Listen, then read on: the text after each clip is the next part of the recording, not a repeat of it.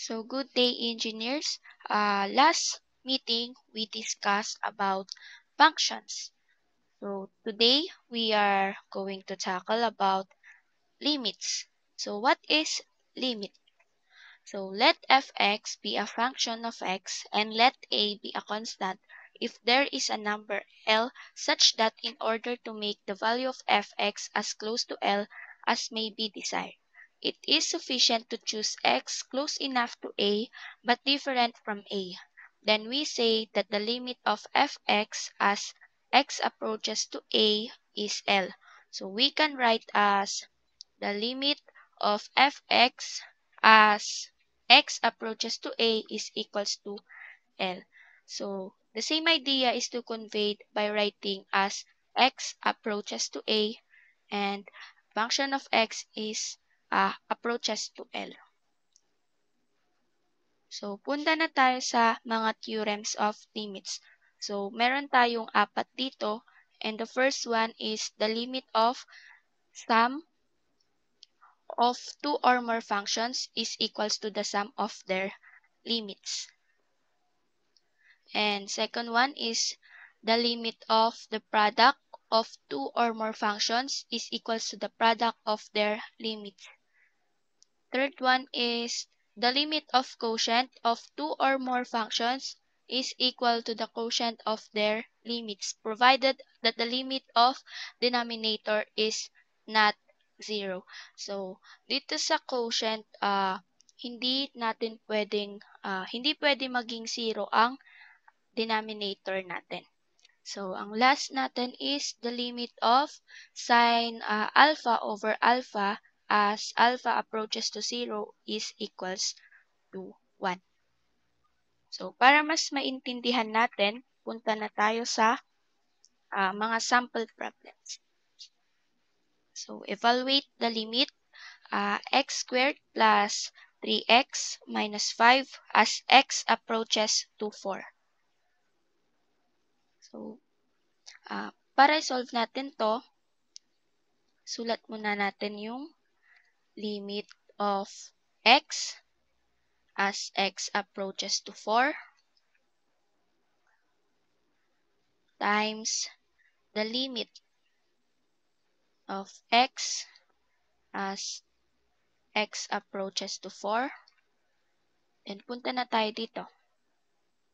Plus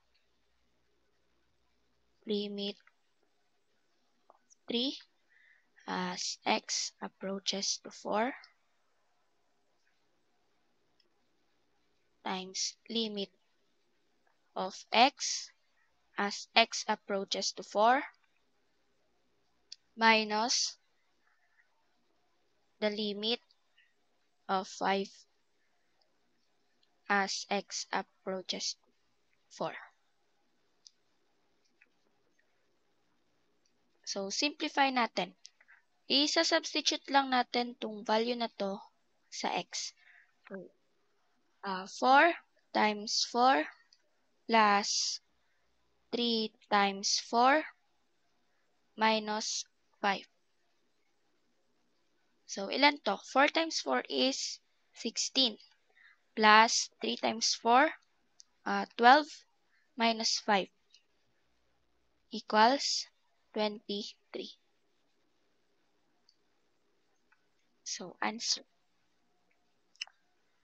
Next, number 2, the limit of 3x squared minus 4x plus 2 all over x cubed minus 5.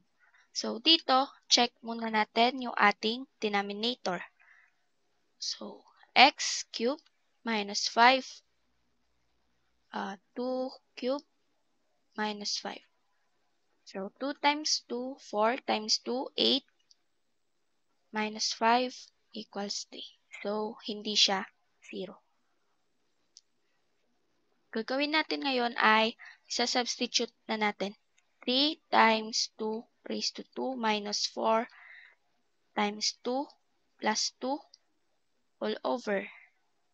Since na-solve na natin to kanina, kopyahin na lang natin. 3. So, 2 times 2 is 4 times 3, 12. Minus 4 times 2 is 8 plus 2 all over, wait,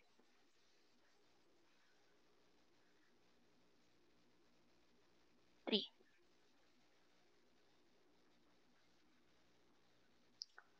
So, simplify natin 6 over 3. And 6 over 3 ay 2.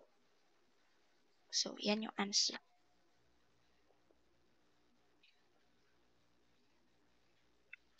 So, next, number 3.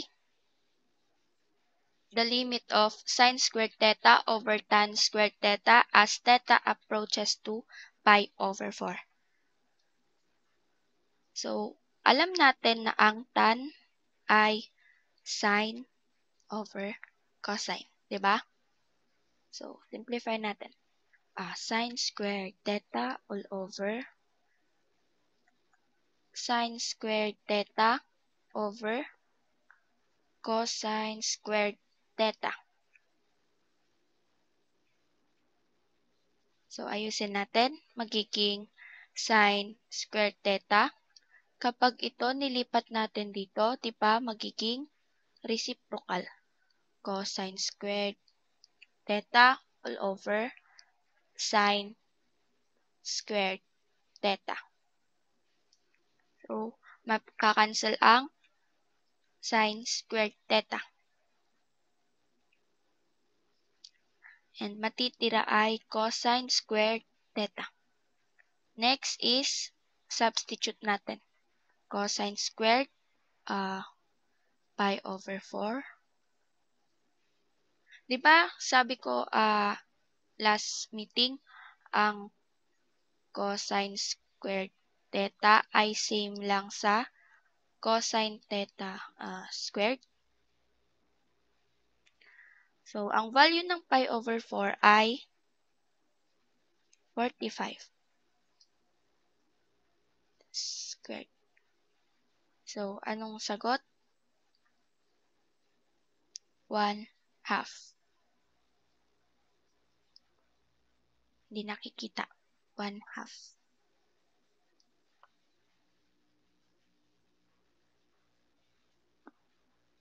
So, next, number 4. Evaluate the limit x squared minus 1 all over x squared plus 3x minus 4. So, sagot na natin. 1 squared minus 1 all over 1 squared plus 3 times 1 minus 4 equals 1 minus 1 is 0. 1 plus 3 minus 4 is, sulat ko muna. 1 plus 3 minus 4. So, 0 over 0, 0. Yan na ba yung sagot? So, hindi. Mali po yan. Kasi, check natin yung denominator. Diba? 0 siya. Tapos sabi kanina, hindi pwedeng maging 0 ang denominator. So, anong gagawin natin?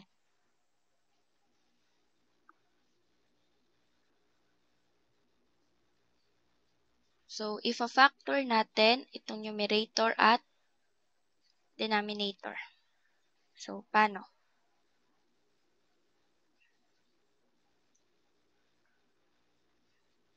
So, ang x squared minus 1 all over x squared plus 3x minus 4.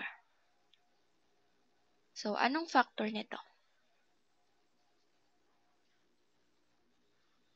Diba, pwede natin siyang isulat as xx.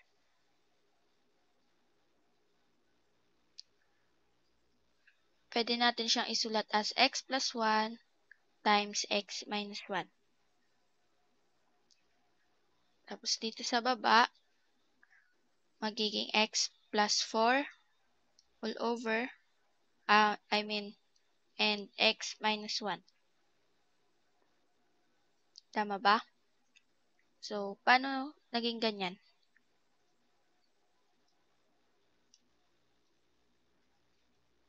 So, practicein nyo yung FOIL method natin.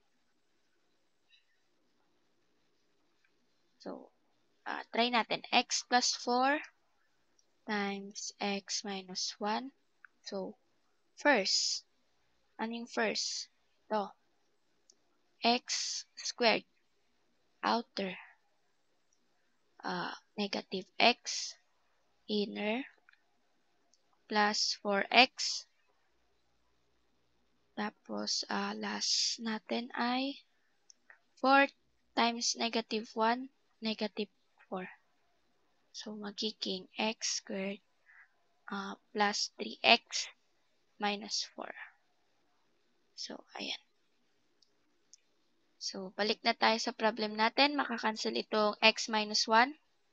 Kaya matitira ay x plus 1 all over x plus 4. So, substitute na natin yung value na 1. So, 1 plus 1 over 1 plus 4 equals to 2 over 5. So, ito yung sagot.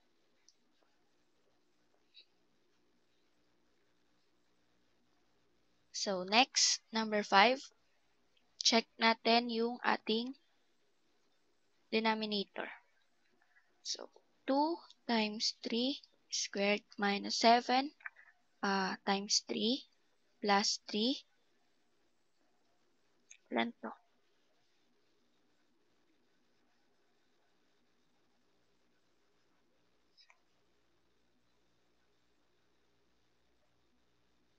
So, magiging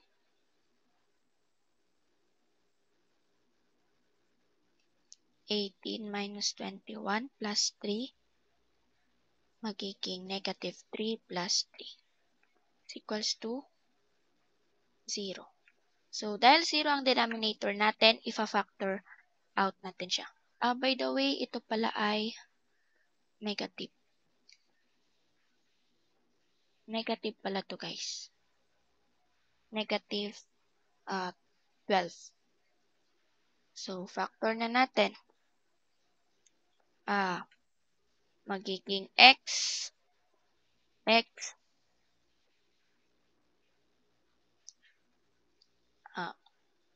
mamaya na yung denominator. So, dito sa ating numerator, isipin natin ano ang mga factor. LCM ba yun? Ng 12. So, 3 tsaka 4, di ba? Pwede din 2 tsaka 6. So, sila mag-partner. Since x lang to, ano yung, alin sa dalawa dito, yung kapag subtract natin ay magiging 1. Diba itong 3 at 4? So, magiging 3 at 4. Since positive ito, since positive ang x, ibig sabihin, positive ang 4 na mas malaki kesa sa 3.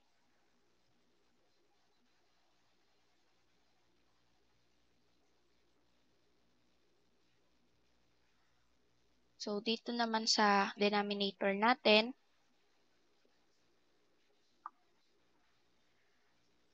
2x tapos x. So, ano to? So, 1 and 3 lang, di ba? So, 1 and 3. Since positive ito, magiging negative itong dalawa.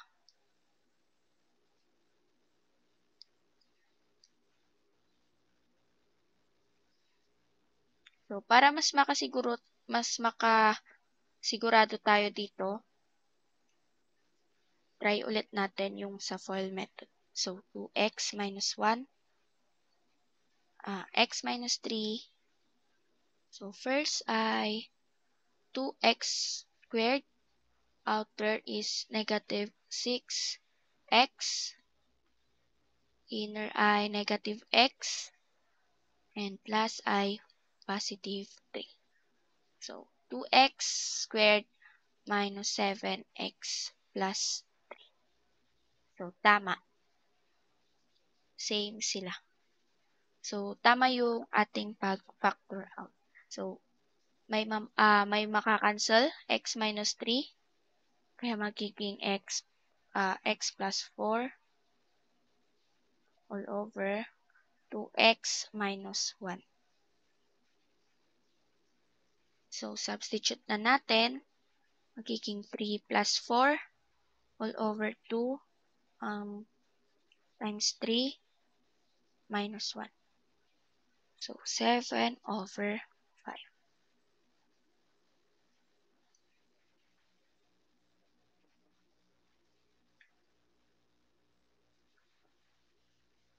So, next problem. So, masyado ng mahaba. So, familiar ba kayo sa tinatawag na synthetic division?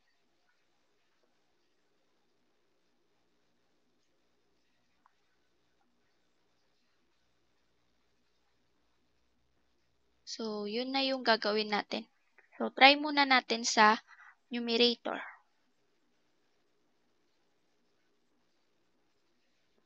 So, sa numerator, x cubed minus x squared minus x minus 2. So, paano natin siya gagawin? So, kunin natin yung mga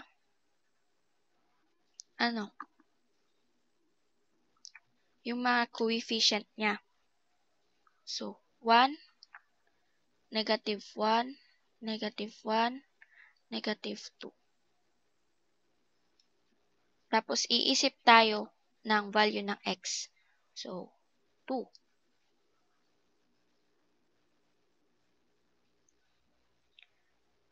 So, 2 plus 0, 1. 1 times 2, 2. Negative 1 plus 2 is 1.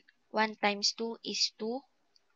Negative 1 plus 2 plus positive 2 is positive 1. 1 times 2 is 2. So, 0.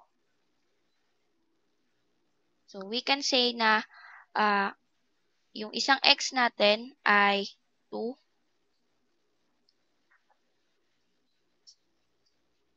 Tapos, ito magiging x squared plus x plus 1.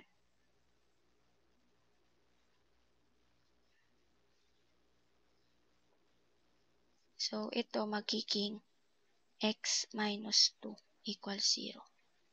Kaya, magiging x minus 2. So, next sa ating denominator naman.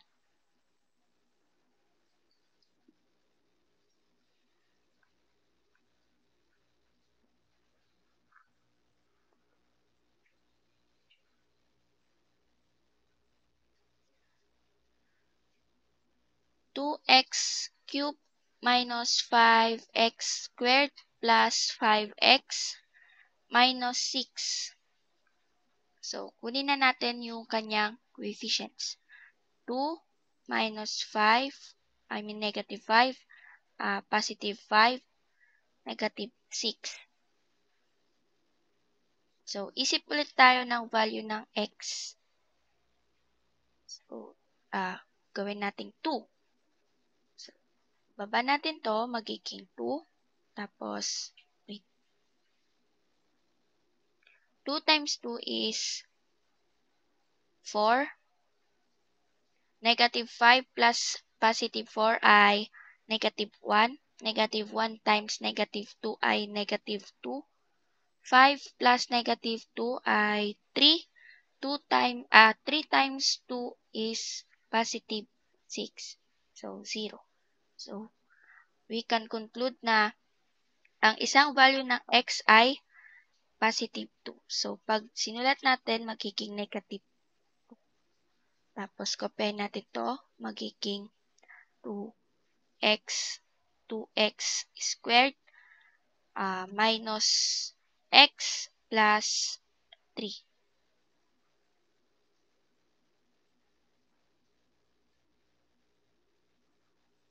So, nakuha na natin yung kanilang mga factor, i-rewrite na natin. So, limit, tapos yung numerator natin na x minus 2 times x squared plus x plus 1 all over x minus 2 times 2x squared minus x plus 3.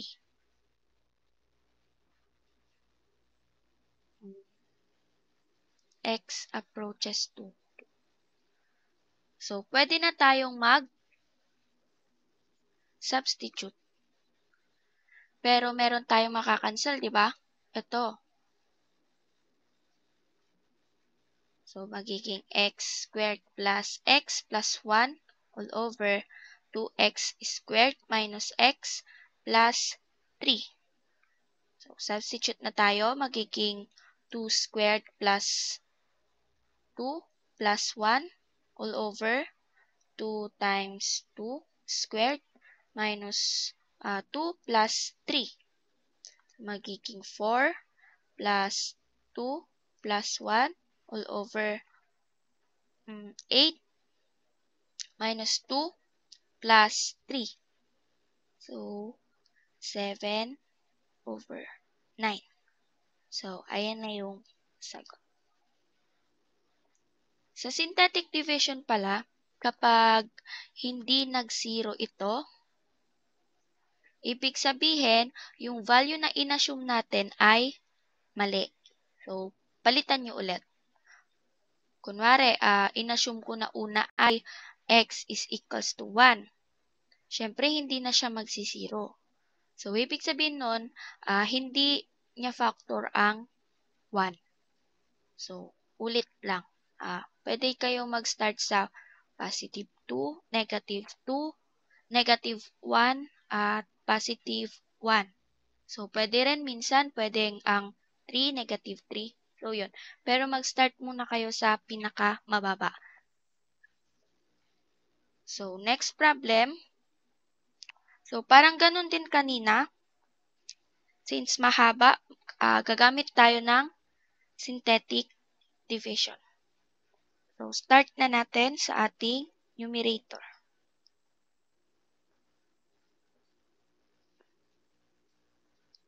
Sa ating numerator, meron tayong x cubed plus x squared minus 8x minus 12. So, 1, 1, negative 8, negative 12.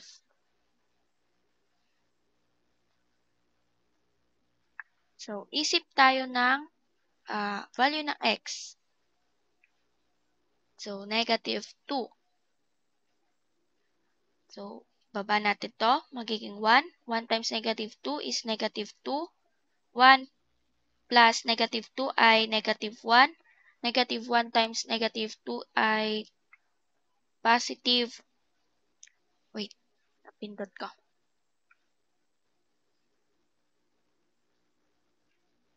Positive 2. Negative 8 plus positive 2 ay negative 6. And negative 6 times negative 2 ay positive 12. So, 0 siya. Kaya, sabi natin ang x plus 2 and then x squared minus x minus 6. So, itong x squared minus x minus 6 ay pwede nating i-write as ano? So, kunin natin yung mga factor nila. X. Pwede nating i-write as negative 3 tapos positive. So, next sa denominator.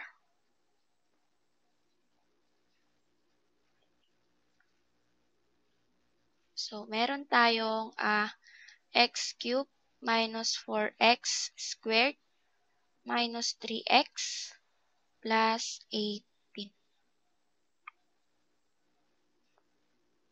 So, kunin natin positive 1, negative 4, negative 3, and positive 18. So, try ulit natin ang negative 2. So, baba natin to, magiging 1. 1 times negative 2 is negative 2. Negative 4 plus negative 2 ay negative, wait,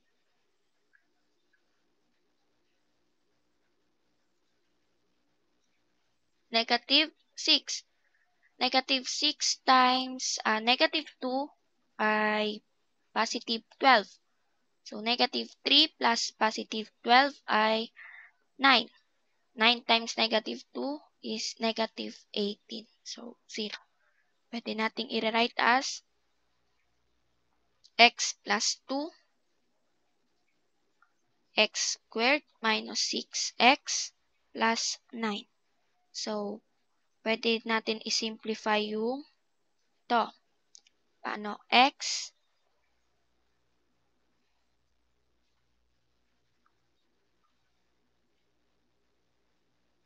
wait guys napipindot ko kasi.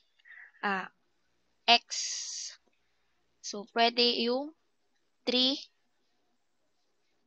times 3 is equals to 9.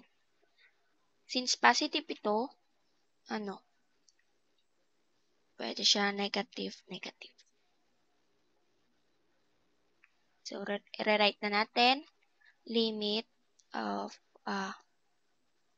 x plus 2, x minus 3, x plus 2 all over x plus 2 times x minus 3 and x minus 3 as x approaches to 3. So, pwede nating i-cancel ang x plus 2 at saka x minus 3. So, ang matitira na lang ay x plus 2 all over x minus 3. So, substitute 3 plus 2 all over 3 minus 3. 5 over 0. So, anong ibig sabihin nun? Kahit, di ba sabi natin, check muna natin kung 0 ang denominator. So, kapag 0 ang denominator, ifa-factor natin siya. Pero nakapag-factor na tayo, tapos 0 pa rin yung kanyang denominator. So, ibig sabihin lang yan ay, therefore, no limit.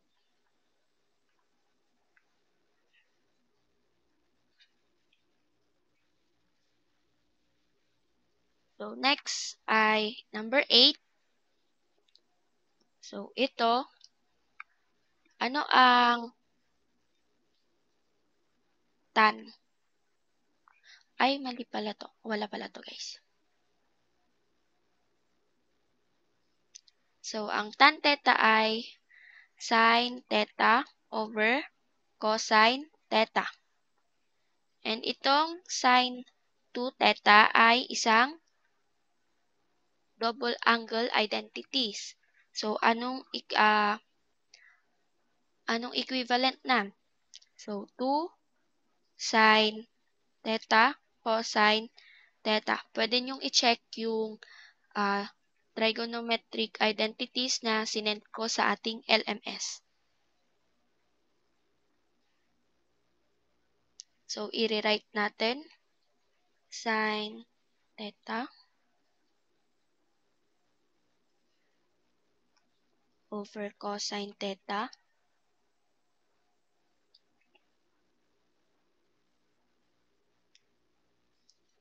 times 1 over 2 sin theta cosine theta. So, bakit naging ganyan? So, dito guys, Di ba kapag A over P divided by C over T, kapag sinimplify natin yan, magiging A over P. Kapag nagdi-divide tayo ng fraction, magiging reciprocal yung denominator. Tapos, mapapalitan ng sign, which is operations, which is magiging time D over C. So, ito kasi, ang 2 sin theta, cosine theta ay merong nakalagay na 1 dito. So, yan. Kaya naging ganyan. So, dito, makakancel ang sin theta. So, rewrite natin. Magiging 1 over 2 cosine squared theta. Tapos, i-rewrite natin. Substitute.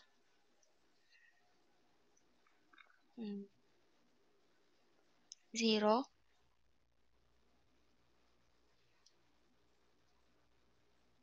So, 2. So, ang cosine 0 ay, ano ang cosine 0? Ang value ng cosine 0 ay 1. So, magiging 1 over 2, 1 squared. Magiging 1/2 na lang siya. So, ayan.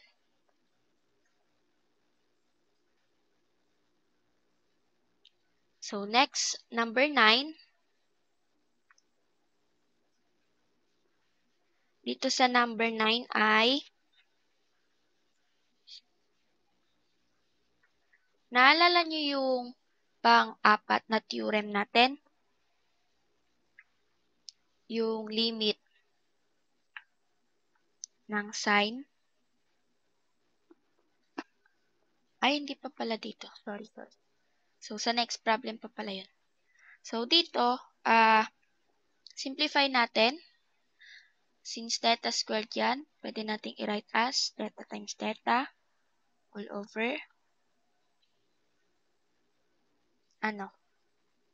all over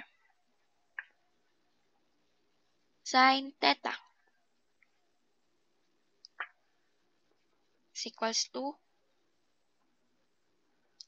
theta times sine theta all over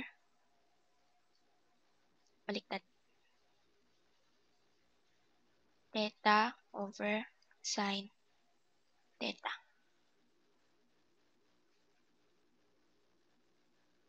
Tapos, pwede natin ulit gawing divide. Babalik siya sa ganyan. So, nakita nyo? Wait, sulat natin.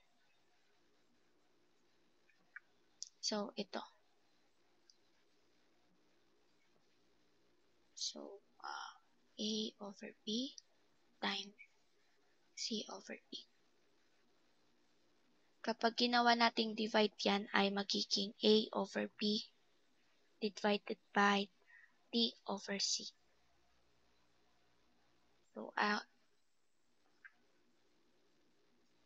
So, itong A natin ay yung theta. Tapos, yung B natin ay may 1 dito. So, 1 yan. Tapos, ito ay theta. Tapos, sine theta. Kaya magiging theta over 1. Tapos, sine theta over theta. So, ganyan siya guys. Kaya naging ganito. So, ito yung sinasabi ko kaninang theorem na yung limit ng sine alpha natin over alpha as alpha approaches to 0 is equals to 1. So, pansinin nyo, yung nasa loob ng sine natin, sine alpha. So, alpha, tapos yung sa denominator, alpha. So, kapag ganyan yung mukha niya, ganyan yung itsura niya, automatic daw, 1 na yan. So, tignan nyo.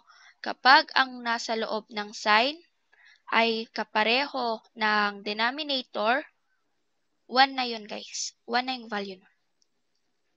So, tignan na natin ito. Diba parehas ang theta, tapos parehas dito sa denominator. So, magiging theta over 1 na yan. Diba? Ngayon, since na-simplify na natin siya, i-substitute na natin. 0 over 1. So, 0 over 1 ay 0. So, hindi yan no limit guys kasi nasa numerator yung 0 niya. So, nagets ba? So, number 10, dito tayo sa number 10, meron tayong limit of sin kx over x. So, yung nasa loob ng sin ay kx. Hindi siya same sa x. Tama? So, ang gagawin natin dito, wait lang.